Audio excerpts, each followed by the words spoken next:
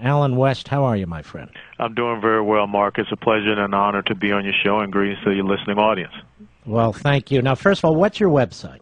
Yes, the website is www.gowest2010.com, and really appreciate folks going and visiting it and looking at our YouTube videos, joining us on Facebook and Twitter. Well, tell everybody a little bit about yourself. What is your background? I know it's a strong military background. Tell us about that. Yes, I was born and raised in Atlanta, Georgia. I spent 22 years in the United States Army. I'm third of 4 generations of military service members in my family. My father served in World War II, my older brother in Vietnam. I did my 22 years to include several combat zones, Desert Shield, Desert Storm, Iraq Freedom, Afghanistan, and also a tour on the DMZ in Korea. And my young nephew now is following my footsteps as a captain as well. And so I retired down here 6 years ago to South Florida, allowed my wife to move me this time. And there's a calling that you have to answer up because we took an oath to the Constitution back in 1982, and that oath still stands. And when I see the things that are going on in this country, we have to have people that are willing to stand up and fight for the American people. And by the way, so the folks know, you received a Bronze Star, didn't you? Yes, Bronze Star, several meritorious service medals, had an Army Commendation Medal with a Valor Device as well. So I guess I was kind of stupid in those combat zones. Well, I bet you kicked some ass, my friend. Now, you're running in a district that kind of goes back and forth. You've got a liberal in there by the name of Ron Klein. You're running against a moderate by the name of David Brady. Is he part of the Brady Bunch, by the way? I don't remember David Brady. I think he is. I think he's the middle son of the Brady Bunch. And, here's a fellow who just changed his voter registration to Republican in March, and we don't know how he came up with the petitions, but no one has seen him. He's never been to any of the Republican clubs, so we figure he's a plan to try to get us to expend some resources in the primary season. So he's a speed bump, and then we'll stay focused on Ron Klein in general. I like the way. Now, let me ask you this. What are the major towns in this district? Well, if you're familiar with Fort Lauderdale, and it goes pretty much up along the coast all the way up to Jupiter Inlet. So you have Fort Lauderdale, Pompano Beach, Deerfield Beach, Boca Raton, Delray Beach, Palm Beach proper, West Palm Beach Gardens, and Jupiter, Florida. All right, Mom and Dad, you're down there. By the way, Jupiter, Florida, does that include Hopi Sound? Sound, rather? Hope Sound is just to the north because that's just north of the Jupiter, the inlet there. So they're outside of us. Are you kidding me? Yeah. I'm not going to tell you why, but that's a little annoying to me. So that's slightly outside your district. Redistricting is coming up, and who knows what will happen. All right, now tell us, what are the major issues to you? Well, I think, Mark, when you look at it, it comes down to two things. It's the fiscal security and the physical security of the American people.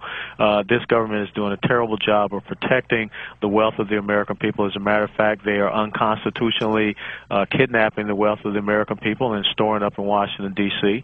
When you look at the taxation policies, when you look at the stimulus policies, they're doing everything that is absolutely backwards if you want to have long-term sustainable economic growth in this country. So I think we have to have people that realize that it is about the free market principles. It's about the private sector. We cannot have the public sector continue to outpace the private sector, and we cannot have, public sector government growth that is going by leaps and bounds. I mean, you've seen the recent statistics where government employees are 2 to 1 in compensation with private sector employees. So we can't grow that way. And so we have to get people to understand that you got to transfer the wealth of the American people back to them if you want to have investment in ingenuity and innovation. And I think the second thing is we have to have individuals that know who the enemy is and are willing to confront this enemy, because this is not just about Iraq or Afghanistan. This enemy is here in our country. This enemy is coming across our borders, which we have left unprotected. And the fact that when you look at the Constitution, Article 1, Section 8, Article 1, Section 10, Article 4, Section 4, and then the 10th Amendment, what Arizona was doing, they had every constitutional basis to do that. And the illogical and irresponsible decision of that lawyer out there in Arizona, it was just an absolute appalling and pathetic display of activist judicial proceedings. Now, ladies and gentlemen, listen to this man. Can you imagine him in the United States House of Representatives? Now, you're a lieutenant colonel, or you were. I have to ask you this question. Yeah. You're an African-American, right? Yeah, well, you know what I consider myself? I'm American with a permanent tan. I don't believe in this balkanizing of our country. I am very proud of my black heritage, but first and foremost, I'm an American, and I think that's the most important thing we need to stress. And that's what the American people want to hear. They are sick and tired of this kind of nasty politics. And I'm going to tell you something. You sound terrific to me on these issues. Can I hit a few more? Yes. Let's talk about illegal immigration. How do you view that? Well, when you look at illegal immigration, the operative word, Mark, is illegal. So, being a constitutional republic, which is the United States, is the number one thing about a constitutional republic is the rule of law. And if we do not stand by the rule of law, if we're saying that you don't have to respect who we are, you don't have to respect our borders, our language, and culture, we're on the road to being like Rome. So when you look at this issue called illegal immigration, it is a national security issue because you can go to the Border Patrol website and there's a category called OTMs, other than Mexicans, which are these illegal enemy combatants, jihadists that are coming across, being a Hezbollah or Al-Qaeda supported. It is an education issue because it affects what is going on in our education system.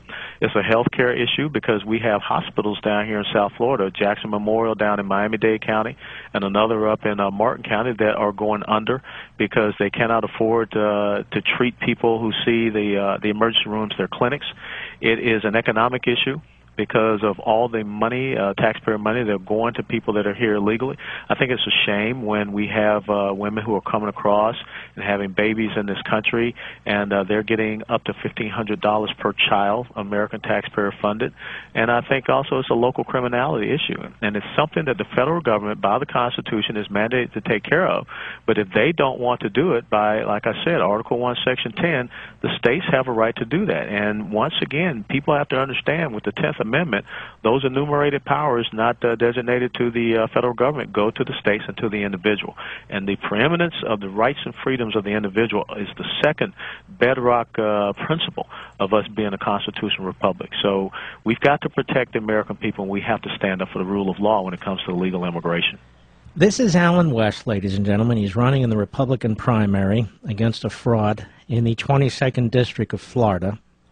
He seeks to defeat a leftist Democrat who pretends he's not. What's that guy? Ron Klein is his name. Yes. This is a marginal district that goes back and forth. It used to be held for years by Clay Shaw. 26 years. 26 years. All right, let me ask you this, because you have a lot of Jewish folks in this district. Well, but how do you look at the Israeli situation and the president's handling of Israel? Well, first of all, the district is only 13% Jewish. It's not as bad as the CD19, which is the largest Jewish congressional district in the country. And when you look at what's going on with Israel, that's a sovereign state, and they have every right to protect themselves.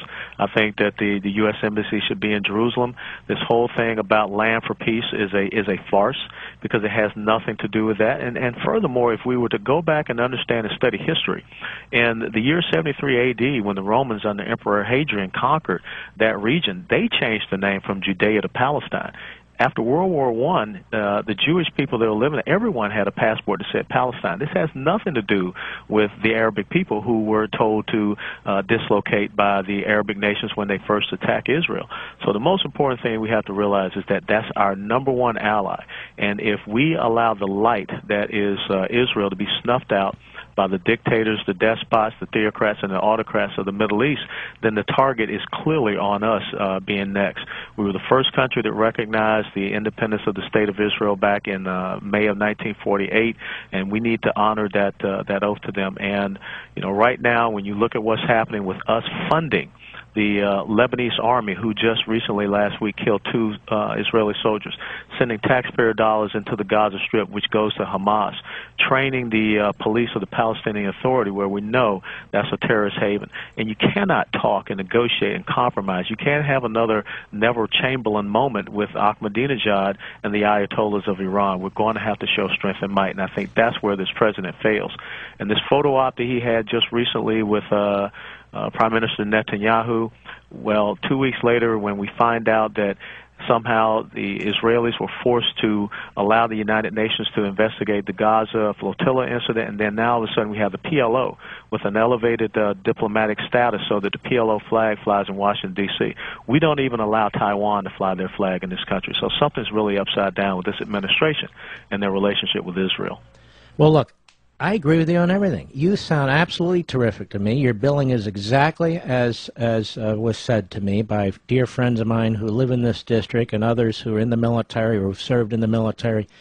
Alan West, I endorse you. I hope this massive audience will support you. Your website is gowest2010.com, correct? That is correct, and like I said, we will appreciate people who can join the army that we're putting together. And this has become a national race, and a lot of people are going to be looking at what's going to happen down here as Congressional District. I'm absolutely honored to have your endorsement as we move forward, and I don't let people down. God bless you. We're looking forward to this, man, and thank you for your service to the country. God bless you. Thank you, sir. All right, that is a good guy.